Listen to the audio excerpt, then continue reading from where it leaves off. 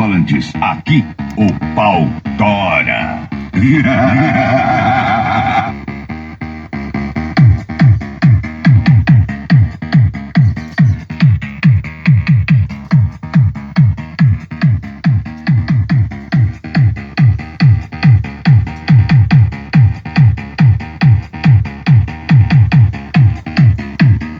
DJ Adriana Azevedo, o top DJ do som automotivo.